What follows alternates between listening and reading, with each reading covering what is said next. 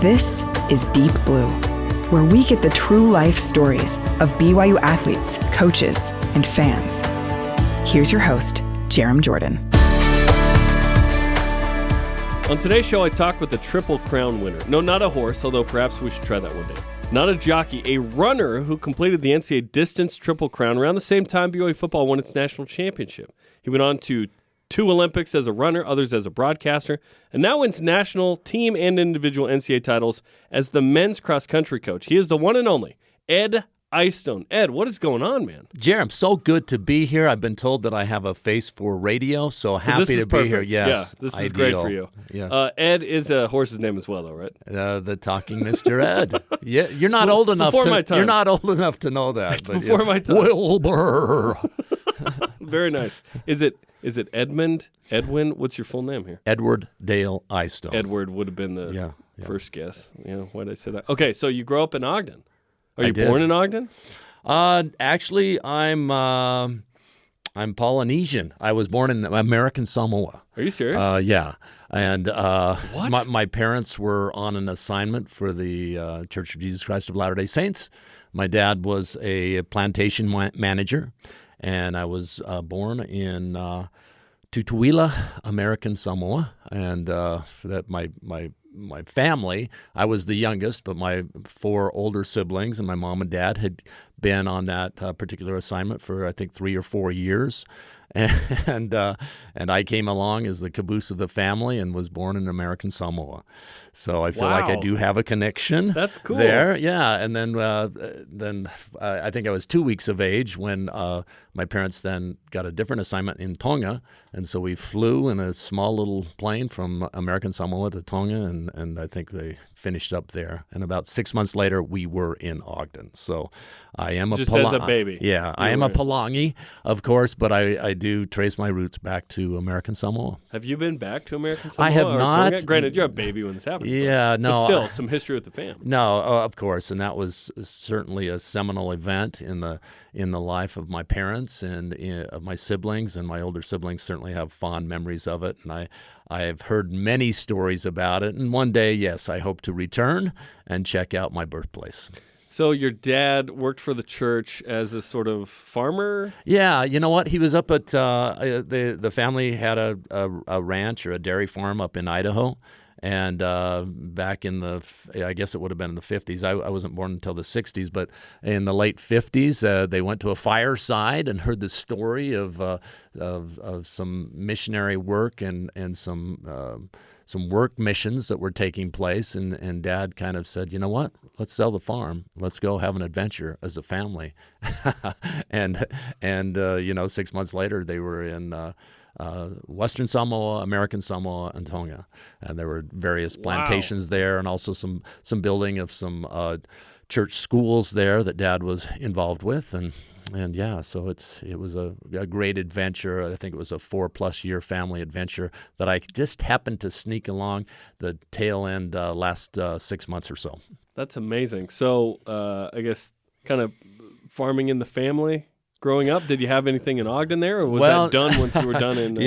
No, I basically was a city child. Up from that point on, Dad made a career change at that point in time. He came back to the university. Actually, had graduated from the University of Idaho, and then worked as a farmer. And then they had their adventure in Samoa.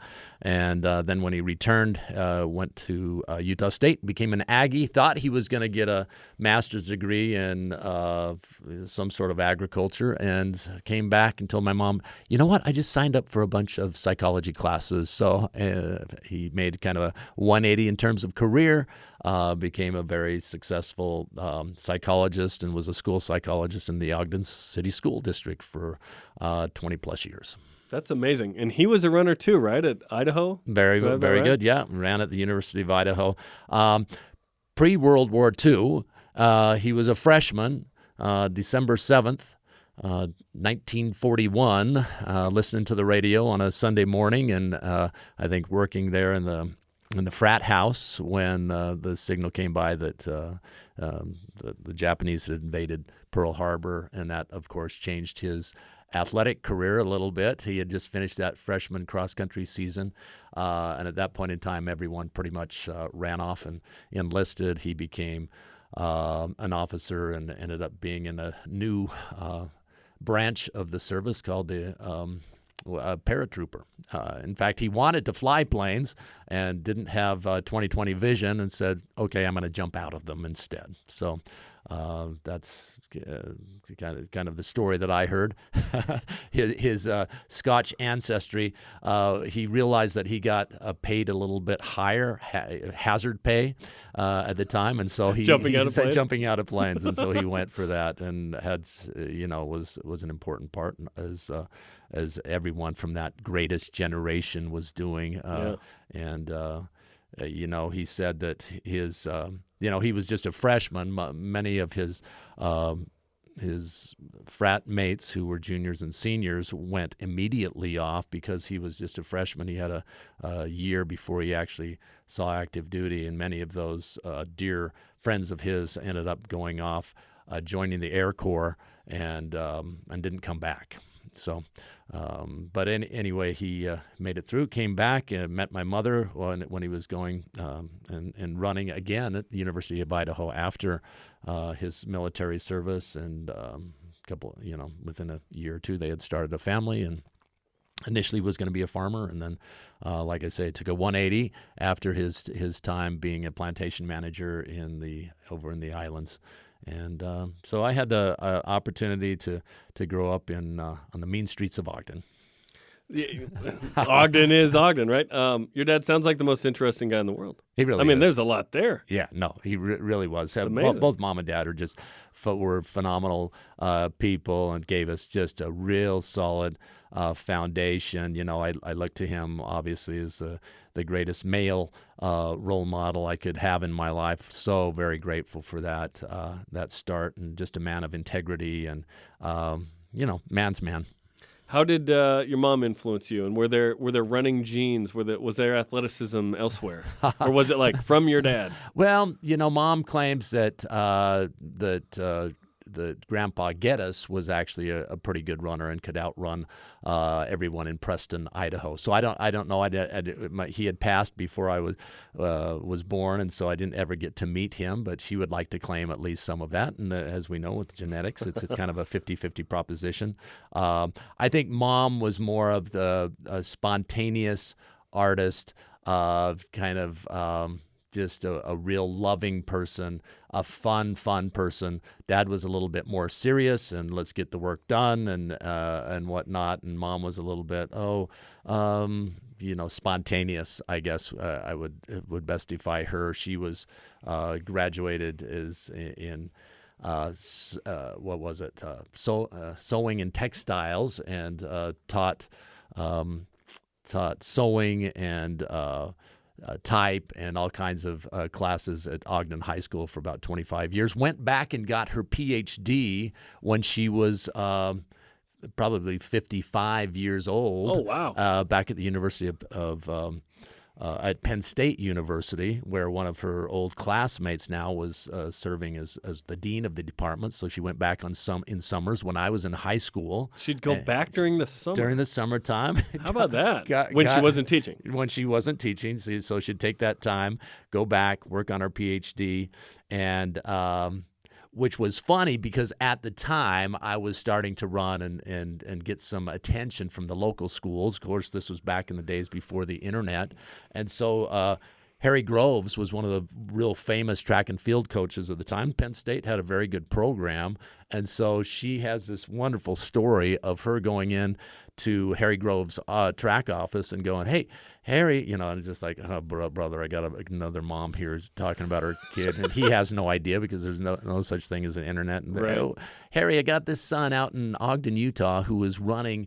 I have no idea what the times were because she wasn't that familiar or versed with the times, but I probably let her know what the times were, and they probably weren't as astronomical as the times that Harry Groves was used to. But he said he's a really pretty good runner. I think you really ought to bring him out, and because she really loved the campus there at Penn State. And, that's nice. And she was getting her PhD there, and she'd spent multiple summers there. So why not talk to the track coach? And the guy was going, "Yeah, great. What's the name? Eyestone, Virginia. Okay, well, thank you, Virginia. Yeah." And she went back numerous times over a couple of the summers saying, "My son's getting a little bit better, Harry. You should probably pay him some attention." Nothing, nada, crickets. Okay. Long story short, let's fast forward. We're jumping over a lot here, but 1988, Harry Groves. Well, no. Let's fast forward. Not quite as fast.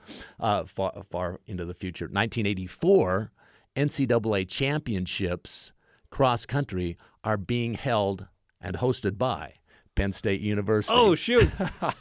The guy who is, helping out, and one of the, I guess, I don't know if he's the meet director, but obviously they're hosting it there. So the NCAA championships are on his home course there. Mom flies out, Dad flies out to watch the race. I come across the finish line in first place. Harry Groves is in the chute kind of sorting things through, and she goes, Harry, how's it going? That's my son. I told you he was good. I won the championship. So. Oh, man. Did he connect the dots in that moment? I think he did, certainly. And what's funny is I had not heard that story until 1988 when Harry Groves is one of the head track coaches for the Olympic team. And I was it was 1992 because it was in Barcelona, Spain, and Harry kind of took me on, took all the distance guys to a trail so we could get some training in. And then You'd already made the 88 Olympics. I'd made the 88 team, and this was the 92 team. And then Harry tells me that story because he goes, well, you win some, you lose some. But your mom was right. You ended up being pretty good. And, that's amazing. How many times do you hear from parents as a head coach of, oh, my son or my nephew or I know a guy? Right. Yeah, they don't work out. Exactly. But sometimes maybe they do. Yeah, they do. And I as a coach now, I remember that story that my mom told that Harry Groves told of my mother, and I treat every mother with the utmost respect because who knows, maybe their son too will end up being making it to the highest levels. And you have the blessing of the internet. You can actually look up some times. Yeah, exactly. You can actually that connect. That and certainly legal helps. Recruiting means. And that certainly helps. Oh, man, that's an epic story. That's crazy. That's a wonderful story. Well, thanks for coming in. No, just kidding. Okay, so when you're little, when do you realize I'm good at running, and how do you discover running? Because typically running's not the first sport a kid goes to, right? Well, I grew up, and I tell the story, and, I loved, especially in the 70s when I was growing up, baseball, I think, was even a bigger deal than it is now. I don't think it had been eclipsed by basketball yet in terms of popularity by the youth, and probably not even football. Baseball was a big sport, and I wanted to be a baseball player. I enjoyed playing baseball. I had not Olympic aspirations, but I was hoping, like every little, fourth grader, that they would be a professional baseball player, and that's kind of what I wanted to do. Play for the Reds. Exactly. And the whole deal. Exactly. Yeah. Well, and I knew that there was a particular order that you had to go: Little League, junior high, high school. Probably get drafted out of high school, but Mom would want me to get a college education, so probably forego that, play in college, and then once I got my degree, again, enter the draft, and then it was maybe a couple weeks in the minor leagues before getting called up to the majors, and then, so I had it That'd down. Be nice. You have to have the sequence in, and actually, in all humility, things were working out according to plan all the way through Little League. I was playing at the Little League level and doing, I thought, quite well.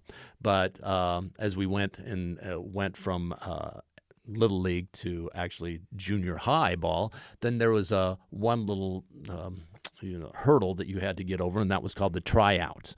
And so as a seventh grader at the T.H. Bell Junior High School, tried out for the Little League baseball team, and unfortunately did not make the cut. And there weren't that many seventh graders, so I certainly could have come back as an eighth or ninth grader. But that day in kind of desperation, I think. I walked by the baseball field that those who had made the team were now playing on, and hoping that maybe the coach would see me and reconsider. Oh, well, Ed, I guess we can. But no, of course, he didn't see me. But as I walked by the athletic complex there, I walked by our football field. We didn't have a track, but we did have a football field, and I realized that there were people running laps around the football field. And for the first time, it kind of dawned on me that there was another sport in play during the spring of the year besides baseball, and that was track and field. And so I went and talked to Mr. Zabriskie, our Spanish teacher and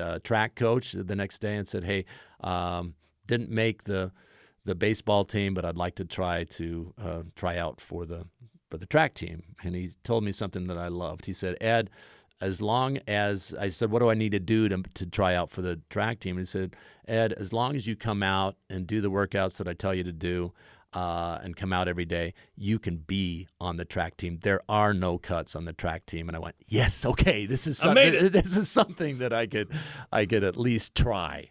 And I probably wasn't I certainly wasn't the fastest guy on the junior high team there initially, and as we tried various events, I found though that as we moved from the 400 to the 800 to the mile, of course it was 440, 880, and mile and 2 mile back then, that the longer the event, the better that I did, relative to everybody else. And I could, as a seventh grader, I could beat all of the seventh graders my age. I could beat most of the eighth graders and quite a few of the ninth graders in the mile. And so obviously you gravitate toward that event that you're better at. And I remember that first little time trial that we did, thinking, okay, if I stick with this, by the time I'm a ninth grader here at the junior high, I'll be the best guy in the school. And it kind of played out that way. As a ninth grader, I got the school record. It wasn't super fast, but it was the school record, and kind of set me up for wanting to pursue it in high school. And as I then transitioned from the junior high to the high school, I was very, very fortunate because there was a man by the name of Neville Peterman who had some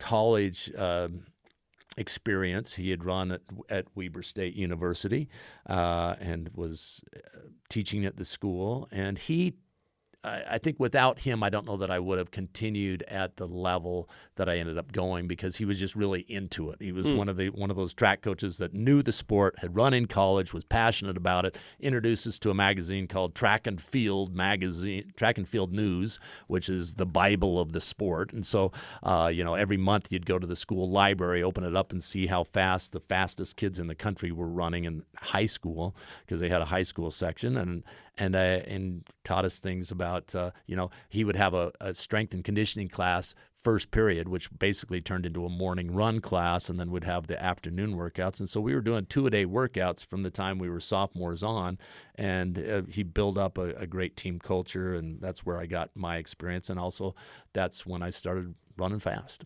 When did you realize, oh, I'm pretty good, like I'm really good? And do you go in races like all over the country? Are you going international at some point? Well, I think I always believed ever since that first, when I refocused from baseball to track and field as a seventh grader.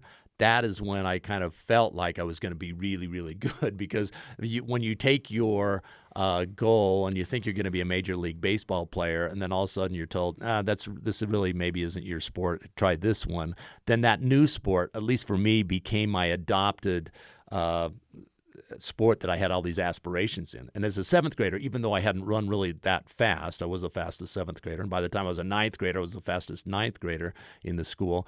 As a seventh grader, that's when I first set my goal to run in the Olympic Games. In fact, as a seventh grader, I had a class called Success that we had. And most junior highs have something like this. It's for the new seventh graders who are seeing ninth graders who have full beards and are fully matured, and you're still 85 pounds or whatever. So you have this class called Success that talks about setting goals. It talks about career opportunities. It talks about a lot of self-esteem. It's got all those cool posters on the wall. The classic back in those days was the cat that was hanging on a branch, and it says "Hang in there, baby" or something like that. I Googled that because it was really big in the 70s. Now you can go to your dentist and find those. Yes, exactly. Yeah. So I had this class as a seventh grader, and one day Mr. May came in and said, "Okay, today you guys are going to be writing letters," and we're going, "Okay, great. We got a pen pal in some Belgium, third world country or something." And so we sat down and said, "Okay, what this is really is you're writing a letter to yourself that you're going to open in 6 years when you're seniors in high school. Oh, and I want you to put down on this letter all the things that you're going to be doing as a senior in high school. In other words, what are some of the things you want to accomplish over the next few years?" And so we dutifully filled out this little letter, sealed it up, gave it back to Mr. May, forgot about it the next day. 6 years go by. I'm now a senior at Bonneville High School, and Noreen Francis, who's our college prep class teacher, comes around and starts dropping off these yellowed envelopes on different tables, on the different desks, and one of those has my name on it, Eddie Eyestone.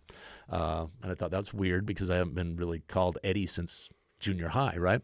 And I opened this up. I immediately realized this is a letter that I wrote back in Mr. May's class 6 years earlier. And so I open it up, and it starts off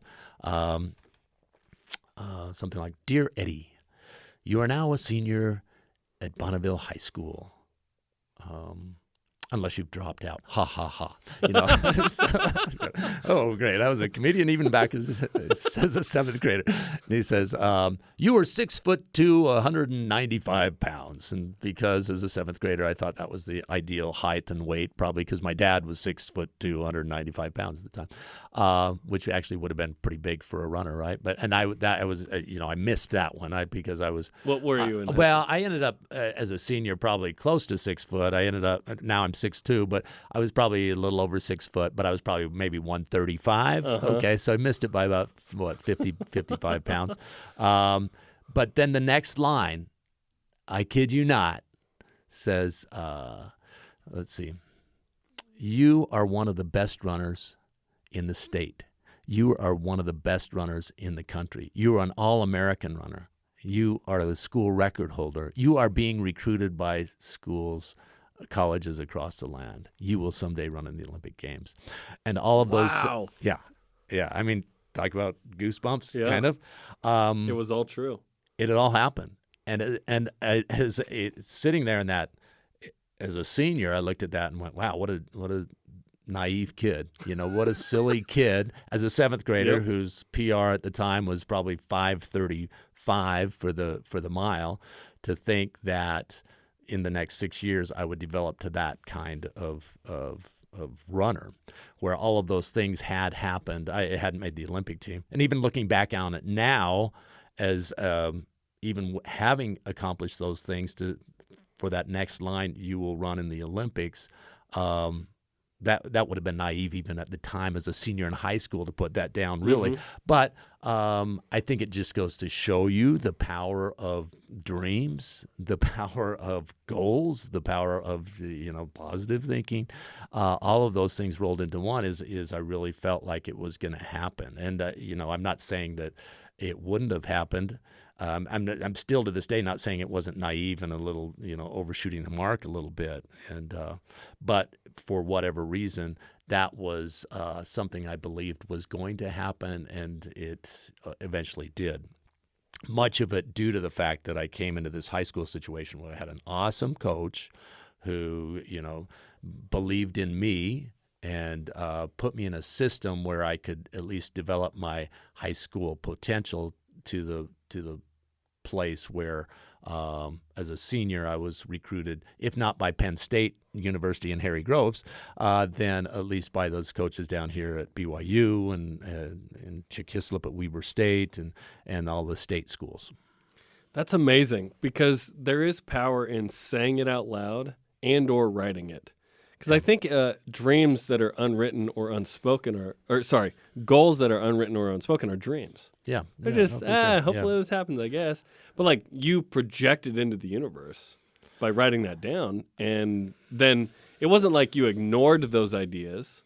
You kept going and working, and then you can self-fulfill to a great degree. Not everything's that controllable in life, but some things are, where you can work so hard and you get an opportunity and you seize it and you go and you make it happen. Yeah. And I won't argue with you on that at all. And I think that part of me getting to whatever level I achieved in running was a direct result of belief and having some of that naivete. And I try to teach that to my guys. You got to believe.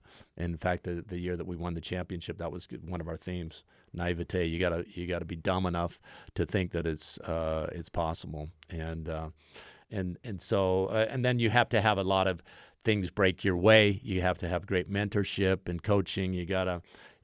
I often tell people, if you want to be truly elite in many things, then choose your parents carefully, because there's that genetic component that comes in, and I think I had enough of that from Dad and from Mom to kind of at least get me to the level where it was possible. Now, I think there's a lot of people that have that potential, and I don't know that you necessarily need a super elite pedigree to make it if you're really passionate about it. But you certainly have to have there is a genetic component in there. The nature versus nurture, both things really come into play. Okay, so you get to BYU. You're this outstanding high school runner at Bonneville. Go Lakers, right? Yeah. Go Lakers. Go. Nice. You get to BYU. How do you get to the point where you win the Triple Crown, which is pretty freaking awesome? It's cross country, and then in track, it's what, 10K, 5K? Is that what we're talking about? Yeah. I think, again, great mentorship. I had some great coaches as I came to BYU. Clarence Robinson was the head coach. Cheryl James was our distance coach. Patrick Shane was also there to provide some counsel, and he was one of the coaches on staff. And I think it came. And then the teammates. I think first and foremost, probably the teammates, because as I came in, as just a freshman back in the fall of 79-80 was my freshman year. Then there was a guy named Doug Padilla who has just kind of reaching his own heights at the time. He was going into his junior year. He's a returned missionary junior. And then there was a guy who was still hanging around the program, Henry Marsh, who would occasionally jump in. And Henry had made an Olympic team, a couple of Olympic teams, I think, by then, or at least one. And then Paul Cummings had graduated. He was in the area. So there were all these All-Americans that were either part of the program or still running on the track that I was able to look up to and go, wow, this really is a place where if I do the things that I can do, and if I run with these guys as frequently as possible, then why can't I, make it then to the next step? So the freshman year, I had some great experiences and came up a little bit short in terms of didn't make it to the national meet in cross country or indoor, but then went to the World Cross Country Championships in the junior race. I went to the trials and to the U.S. cross country trials in 1980 and finished second place, and then went to Paris for my that was the first time where I was wearing a USA kit and representing my country. That was a pretty big deal. First time out of the country other than Paris. Yeah, first time out of the country other than back in my American Samoa and Tonga days. And so it was pretty cool to get that passport and travel and be with the US team there. And I ran in the junior race, which was people under the age of 20. And in that race, I had again, just a crazy thing. Things all fell together in the right place, and I ended up, I think, passing a Russian in the straightaway, and ended up getting third place, and which meant that I got on the awards peristyle, and it was, actually giving autographs after the race, and with literally thousands of people in the stadium seeing us run. I was going, wow, this track and field and cross country, it really is a big deal. It was big time in the U.S. back then, but even bigger internationally. And that's where I went, this would be really cool to continue to get a taste of. And so freshman year, I thought, I just had great experiences. Was able to train with Doug Padilla and Paul Cummings on occasion. Had that world cross country experience. Went to the national meet outdoors down in Austin, Texas, and came up a little bit short. I think I was the only true freshman in the race. Ended up running in a position where I thought I had a chance to be All-American, and then faded badly and ended up being dragged off the track with a lap to go because of heat in Austin, Texas, and so was a little bit short of being an All-American my freshman year, which was one of my big goals that I had written down. Okay, here's an example of writing a goal down and working all year long and coming up short. But it was a good experience for me, and one that whetted my appetite, I think, for the next 2 years as I went and served my mission. Where'd you go on your mission? So I was called to Spain, Barcelona, Spain. Well. Yes. You'd go back in 92. That is cool. That was obviously at the time when I was called there, I didn't realize that the Olympics even would be there. I don't think it had been announced at that point in time. But I got a chance to go to the Iberian Peninsula and spend 2 really, really great years with the good people of Spain, learn a language, and meet so many good people, both my mission presidents and my the missionaries that I got to serve with, and of course the good people of Spain. So you're born in another country. You travel to Tonga. You get out again now for Paris. You go to Spain.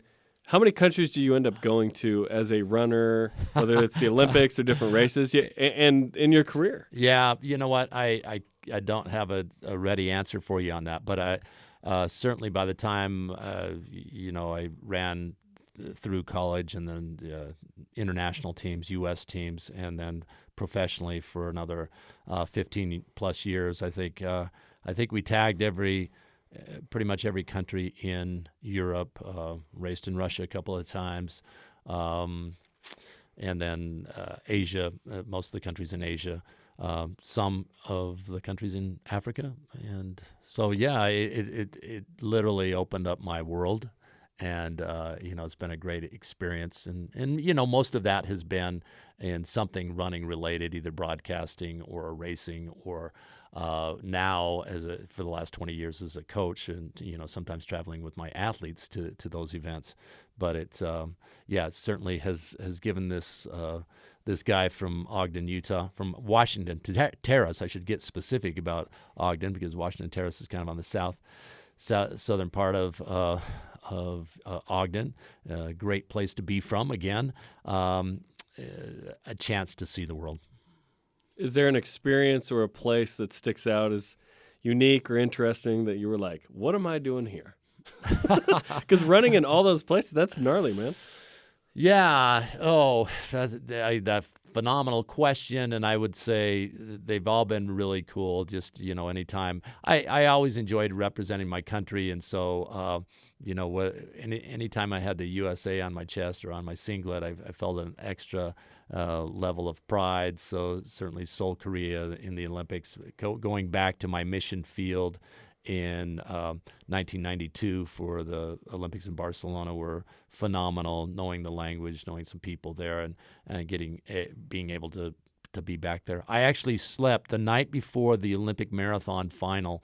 I slept in the same bed as I had as right before I left my mission, because obviously I was living in the Olympic Village, but the marathon is always the last event. At least it was the final event in '92. And so when you're in the Olympic Village, it's a great place, and you have all your needs met as you're there, really, in terms of housing and food and whatnot.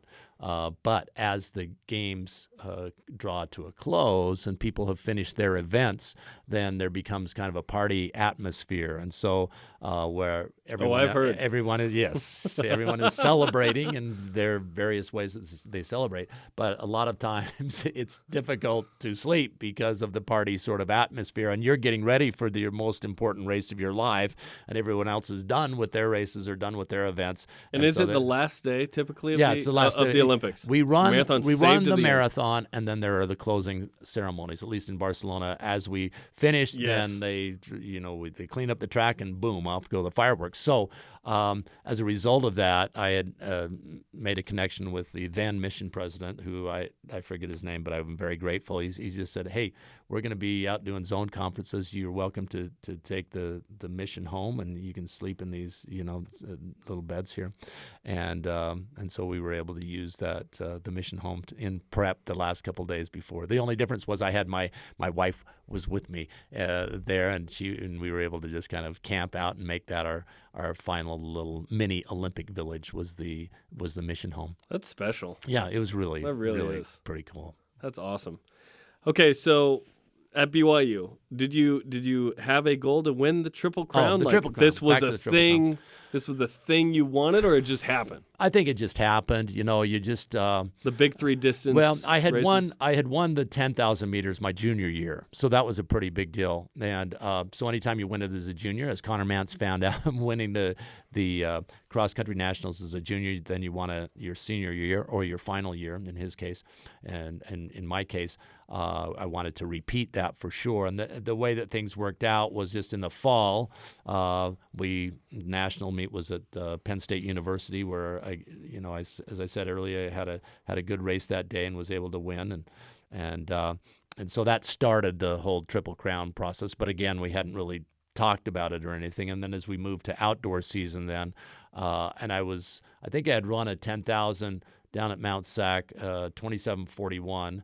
And I tell my guys that's without the super shoes, the new cheater shoes that are worth about 20 seconds plus per. Wait, what? No, the new Nike shoes that are out now. That everybody's having. They're amazing. I'm unaware. Tell me. Oh well, the records are just being totally rewritten now. And I think everyone knows that the shoes are just super fast. Shoes can be that influential. Yeah, I think the latest round of the shoes with the carbon fiber midsole and also the super spongy midsole that they're using now, that they've come up with, that all the shoe companies now are on board with, are making some real incredible things, improvements in terms of the time. That's why the sub 2 hours has been approached in the marathon, and we're also seeing that impact the other events. Are you opposed to this? Because you called it a cheater shoe. Oh, well, I think we all well, I do that with tongue in cheek, because obviously the IAAF or the I think they've changed their name now. The International Track Federation now is saying they're going to accept it, and that same technology is now being embraced by the other shoe companies. So Nike was the first ones out that had it, bless their hearts, and we're a Nike school, so have been pretty excited running in their shoes the last couple of years. Now everyone else is. You have some of those shoes? Oh, are you kidding me? All my athletes have those shoes now. Every one of them have. Oh, of course. You have to. Well, how many pairs do you have? Do you want to be standing on the starting line and look over and know that a guy has maybe a 20-second advantage on you if he's wearing those shoes in 10,000 meters? No, you don't. So no way. Yeah, of course we're gonna. And BYU is a first-class institution, obviously. So, and we are a Nike school, so obviously we have those shoes as well. It's good that it started with Nike then. Anyway, back to the original. I had run a fast time on the track without the super shoes, we'll call them. And as a result of that, going into the NCAA championships, it looked like I was going to be able to defend my title at 10,000. And so I don't know if it was Coach James who had proposed this, or maybe it was probably I'm sure I was on board with it. To try to do the 5,000 as well and try to do that double. Back then you had to run rounds in the 5,000. You had to run a prelim in the 5, then the final in the 10, then the final in the 5. So there were 3 races kind of back to back to back. And that year also The complicating factor, and one that had me a little bit nervous, is the national meet was going to be down in Austin, Texas. Now, Austin, Texas is where I'd had where I'd had that bad experience my freshman year, and so now I was going to go back on that same track and try to do the double and get the Triple Crown in. So, and you do it.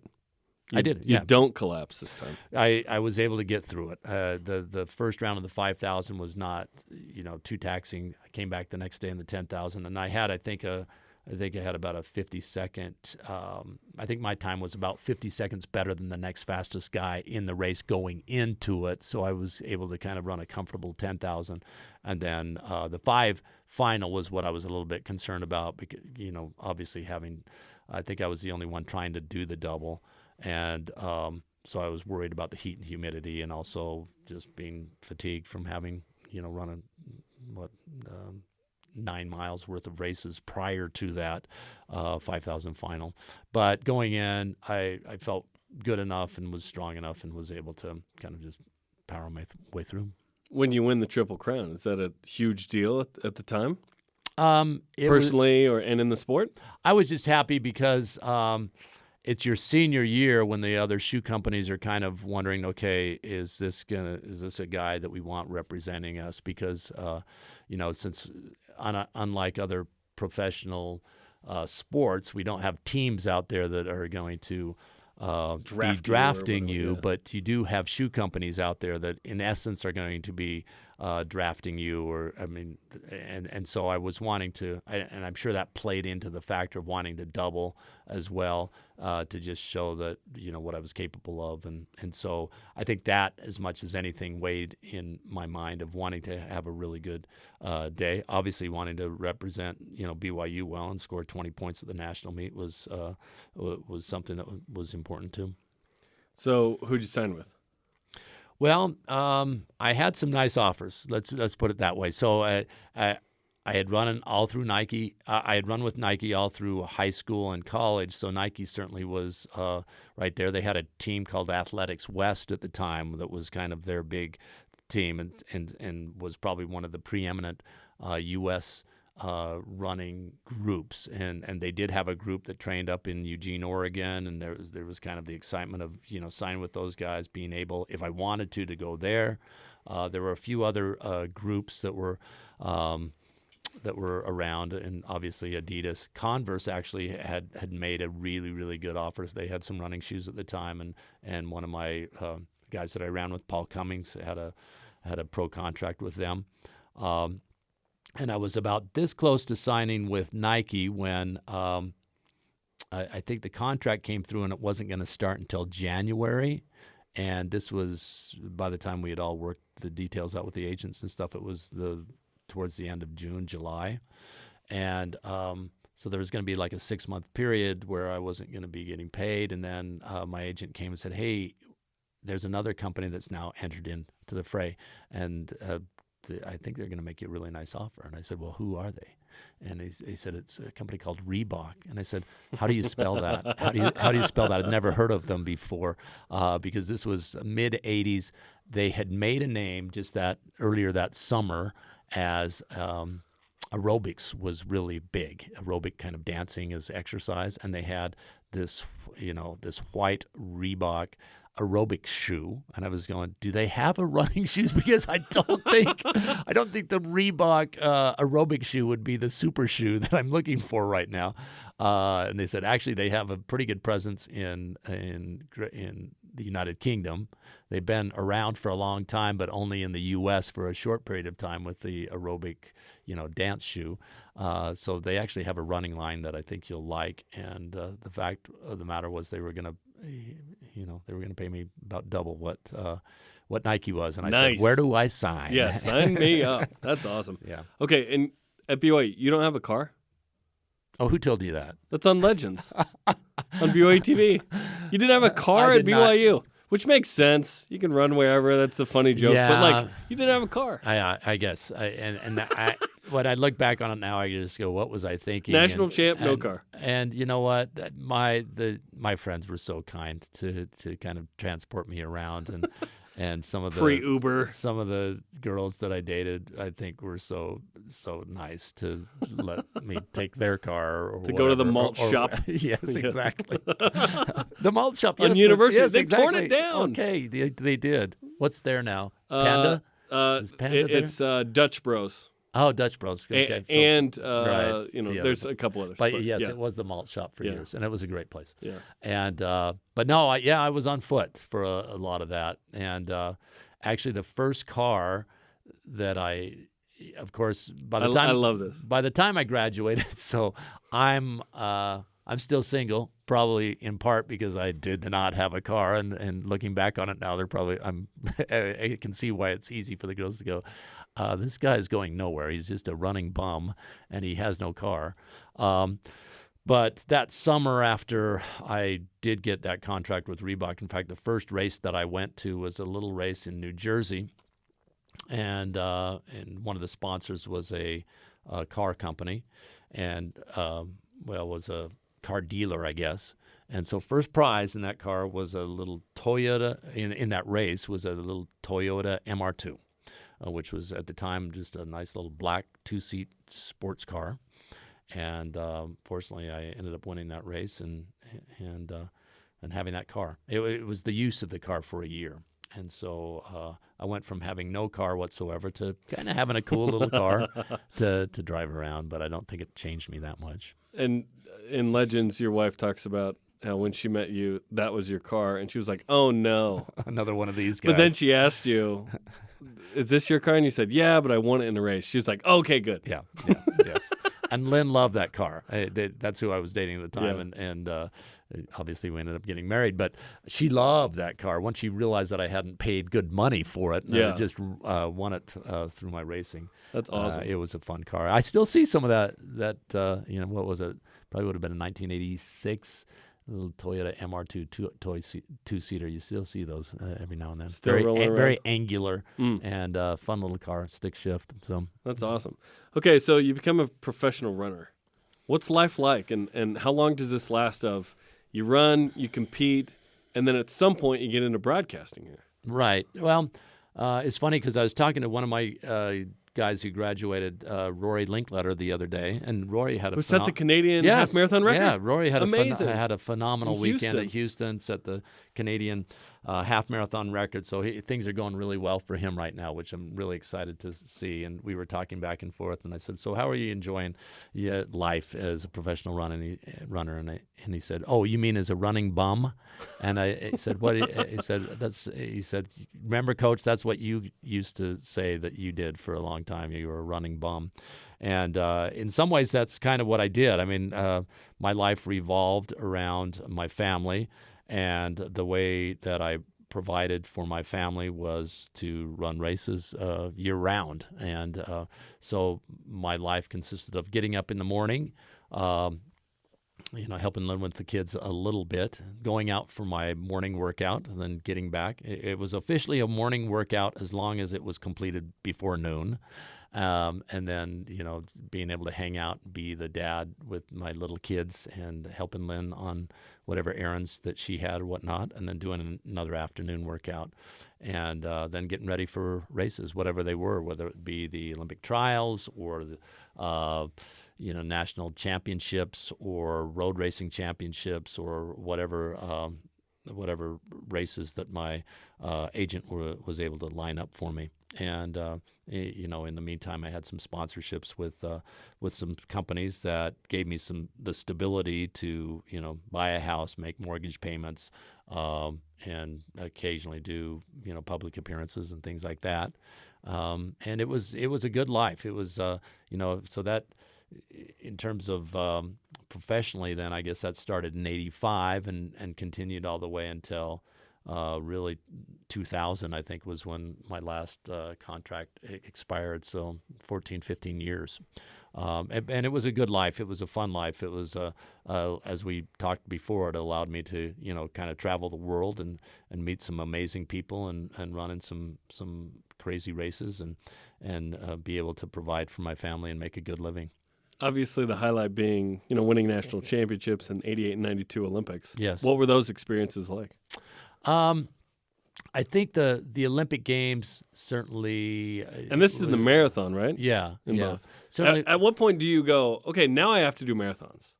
As opposed to, I'm sticking with 10K. I think I always knew that the marathon was going to be a good event for me because the longer the races went, the better I usually did. As in track and field, I was a solid conference, champion caliber miler, and then as I moved up to the 3,000 meters and 5,000 meters, then I was a national champion level in Division I, and could run very competitively internationally in cross country, which is World Cross is usually competed at 12K, so a little longer than 10K. I finished top 10 a couple of times, and like I said, got medaled in the World Junior Championships. But the longer it went from 12K up, then I usually found myself running that much better. And so I think all along, even when I was in college, I thought the marathon had a real mystique to it, intrigue to it. I saw the people who were not as fast as me for 10,000 meters were running super fast times and making national teams and Olympic teams. And so I thought, well, if I'm that much faster in 10,000 meters, that as I transition to the longer event, then that'll carry forward. And it didn't work out quite according to that. I think I ended up being a very solid. I mean, obviously, I made 2 Olympic teams in the marathon, and I had some great races. I think my sweet spot probably was still cross country. I think on the world stage, I think I fared a little better in the World Cross Country Championships than I did in the marathon. Although being one of the top marathoners in the country, I think was great and was a great opportunity for me to make Olympic teams. I sometimes, in hindsight, look back now and go, I probably should have spent a little bit more time continuing to work my 10,000 meter side. As it turned out, on those Olympic years in '88 and '92, I was always one to kind of want to hedge my bets a little bit. And the Olympic trials and the marathon always fell prior to the Olympic track trials. The Olympic marathon trials were usually 3 to 5 months prior. And so I think both '88 and '92, I was thinking, well, I'll see how things go in the 10,000, but there's the marathon that's before, so let's run the marathon. And then I ended up making the Olympic team in both of those, which was huge, and the payouts were greater for the marathon, so that on the financial side, it was a little bit more lucrative.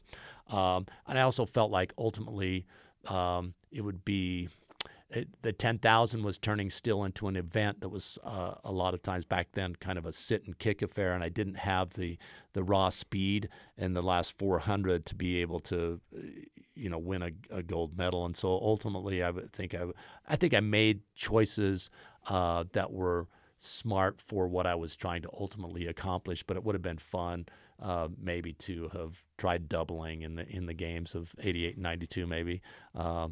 But you go through. I think if I had myself as a coach now, I probably would be saying, Ed, let's see what we can do. That's great that you made the marathon. Let's see what you can come back and do in the 10,000 as well. Is that the future for Connor Mantz?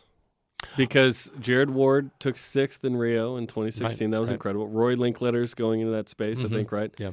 Connor has won, back-to-back cross-country national championships and track and everything. Is that the future for him, or is 10K the spot? No, I think he'll be a great marathoner. I think he has that drive and determination and the grit necessary. He loves to do long runs. That's kind of a requirement as well, and he loves to pound the mileage. And so I think if that's what he decides he wants to do, which I think he's gravitating towards, probably not in the next few months, but eventually, and I think in the fall, we'll see him take on the marathon. I think for the time being, he's going to try to continue to explore the 5,000, the 10,000 side. In fact, he's going to run a fast 3,000 here next week at the Millrose Games, and then a fast 5,000 the week or two after that. So, but yes, I think Connor Mantz, the long answer to a short question is I think he could be a great marathoner if that's what he chooses to do. When do you get in, and how, to broadcasting? Because you end up being an Olympic broadcaster. Ed, no matter what I do, I'll never pass that. Well, I think you I did That's it. pretty good. I did it as a side gig, and that maybe that makes it even cooler because I didn't have to spend all the time, although I think I did pay my dues as well. I mean, I think when some people heard that I got the Olympic gig, they were kind of going, really? But then if they would have looked at my body of work going into it, they kind of went, well, you have been paying your dues for 10, 12 years. Yeah, the broadcasting thing just came about. I had won a race called the Peachtree Road Race in Atlanta, Georgia, and I don't even know what year it was, but I did win it. And the next year, I think I was, they probably would have had an appearance fee to have me back for it, but I was recovering from a bout of, I think, springtime pneumonia, and felt like I wasn't in the best shape. So I told my agent, I said, hey, I'm not ready to race this, but since I am the returning champion, if they're looking for an athlete as a color guy, I'd be happy to do it. So he said, well, I'll look into it. And so I get a call back. Said, yeah, well, the road race of the month said, yeah, they'd try you out on it. So just go and do it. And I remember being really nervous, like, what am I going to do? And how do I do this? And but I'd always been, hammy enough in terms of put a microphone in my face. I could do a pretty good, usually, some sort of, I would be able to spit something out after a race. And so I felt comfortable enough to put myself in that position. And I remember the first, this particular race, they had us do a couple of on-cameras things before kind of setting up the race. And I remember the first time I did it, I was, that sounded like really over-rehearsed. And so then I just said, okay, let me try that again. And the next time it went a little bit better. And fortunately, and this particular show wasn't live anyway, so they could use the second take on it. And that's just how I got my foot in the door. And then one thing led to another. And the next thing I knew, I was doing anywhere from 8 to 10 of these a year, in addition to the racing that I was doing, and kind of just building up a body of work and a comfort level with the group that I was working with. And it was a kind of a soft place to start because the whole production crew, we were kind of like good friends, and we traveled together and would be to 8 to 10 different places. We covered a race in Guatemala, we covered a race in Mexico City, we covered a race in Puerto Rico, and then races in Maine and Florida and all over the place, really. And so if I wasn't racing, then a lot of times during that 5 to 10 year period, then I was doing broadcasting of a race, and just from the elite runners side of things, what the guys were going to be experiencing. So a lot of it was just kind of telling stories, or what it would be like racing on that and whatnot. And it was, like I said, a very good crew that I worked with. The production company was called Elite Racing, and they were kind of a production arm of the Rock and Roll Marathon series. So we covered a lot of the Rock and Roll Marathons and any race that they were sponsoring, and then we had other races that would pay us to cover their event and essentially put it on ESPN. It was on ESPN for a lot of years, and then it was also on, I think, Fox Sports. And so that just kind of got my foot in the door, and we had some fun with that. And obviously during this time, I'm getting older as a runner, and the Kenyans are getting faster, and I'm getting slower, and I know that I can't ride this all the way. At that point, I'm getting into my mid 30s, then late 30s, and then approaching 40. And I went to the Olympic trials in 1996. And came up short in both the marathon, and then it came back in the 10,000. 10,000, I should have made that team, which is why I kind of say maybe I should have spent a little bit more time, because here I was 35 years old, hadn't really focused on the 10,000, spent some months after the marathon trials when I didn't make the team, getting back in 10K shape, and I was in second place late in the race, and then third place late in the race. And had I just been able to probably pound out a 70 on the last 400, I would have made it. But again, the trials were in Atlanta, Georgia, heat and humidity, and they ended up carting me off with a lap to go. So I went from making my third team, to not making it at all. And at that point in time, I realized, well, I'm going to have to, they're probably not going to renew me at that point in time, because you're a 39-year-old dude trying to renew a shoe contract, running against progressively younger guys. And that's when I kind of went, okay, I'm going to either have to go into the private sector and find a business that somehow wants to utilize my talents, or I'm going to have to go, all in on this broadcasting thing, or maybe examine the coaching side of things a little bit.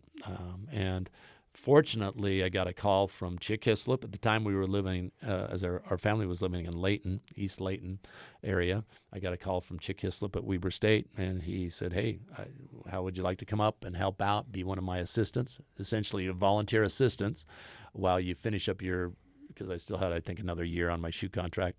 But if you'd like to get your foot in the door, I'd be happy to give you that opportunity. So I'm very grateful to Chick Hislop at Weber State for giving me that shot. And I was able to go and experience the big sky for 2.5 years and make road trips to Missoula and Billings and all the various spots on the NAU and the various spots on the Big Sky tour, and learned a lot from Coach Hislop, and was able to kind of incorporate some of my training into some of the philosophies and stuff of the team culture that we were building there at Weber State, and had a great time. In fact, I'd had a conversation with Rondo Fehlberg when I was offered the job as an assistant at Weber State, and because I said, I feel like I need some experience. I mean, I feel like I could probably do okay right now, but I don't have any college D1 experience. What do you recommend? When Rondo was at BYU. When Rondo was the athletic director here, Yeah. because Coach James was still coaching here, and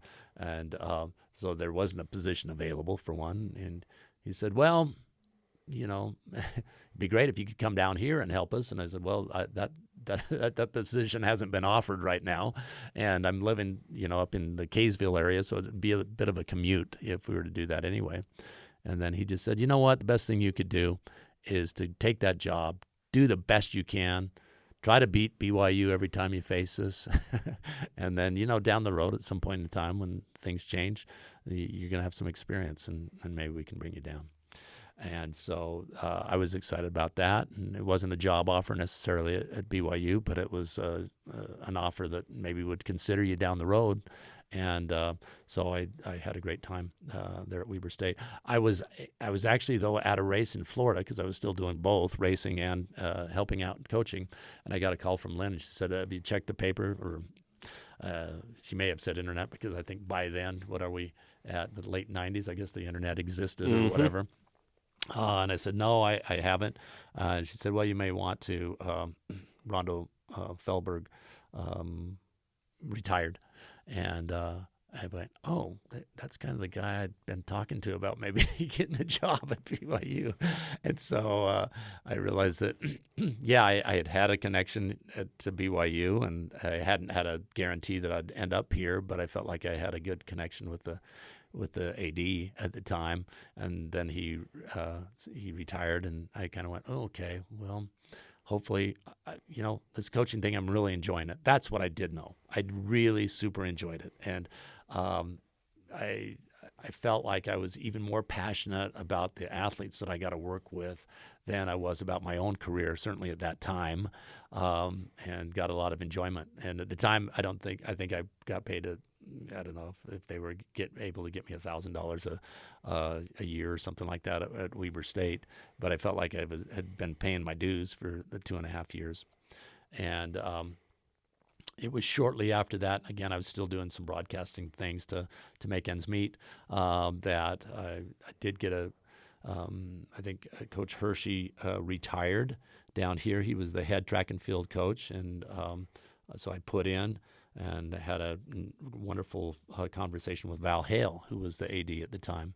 And although I didn't get the head position at the time, I did get kind of a cryptic letter back from Val Hale, in my, kind of rejection letter, saying, I think there's going to be a place for you here eventually. And so I think I had another 6 months or so to wait, and then Coach James at that time announced his retirement, and so they brought me in I think it was the summer of 2020, and it's 2002. Oh, excuse me, 2000 flat, 2000 even, yeah, Gotcha. yeah, and so the summer of 2000. It was 20 years in 2020, so that's what I was thinking of. But in 2000, and so yeah, it's unbelievable that 20 plus years have now passed with me being here, but it does fly by. It's crazy. And you didn't recruit me out of high school because I was 55th in the state. I wasn't good enough. I get it. Dude, I get it. I apologize. I was an academic walk-on as well, but no, it's all good.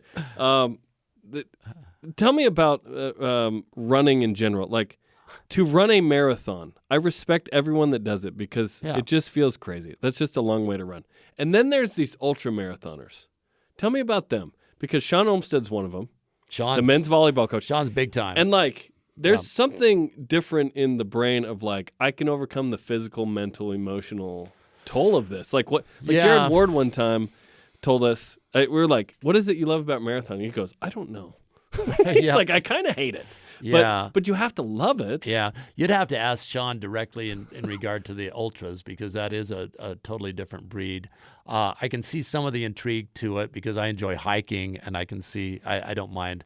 My daughters and I, a couple of years, was it last year? 2 years ago, we climbed Kings Peak in a day. So we just from the parking lot to the top and back, and it was about a 28-mile day, and we just hiked all day. Wow. And it was really cool when we got done. So I can kind of see how fun it is just to move your body for that period of time. Now, the stuff that Sean does in terms of 100 miles plus races, that's just a total different, area. So I don't feel like I'm competent to really address that. But in terms of the marathon, I think it's a great goal for people to have, a great kind of bucket list goal of wanting to do it, just to see what it's like. And that's why if you go to the finish line of any marathon, major or minor marathon, it's really kind of a spiritual moment, certainly for the people completing it, and particularly for those who are doing it their first time,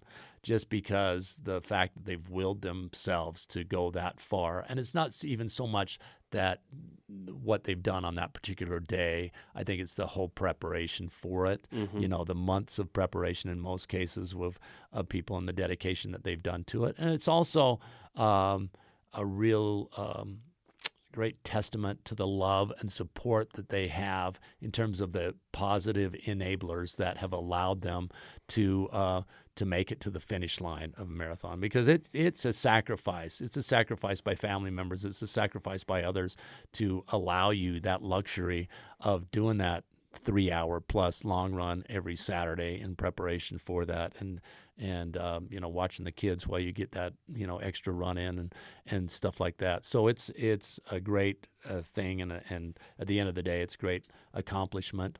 And I'm just talking about Joe Blow, who runs the race, just a recreational runner or person who doesn't really have a running background that does it. I think it's a great accomplishment. Now,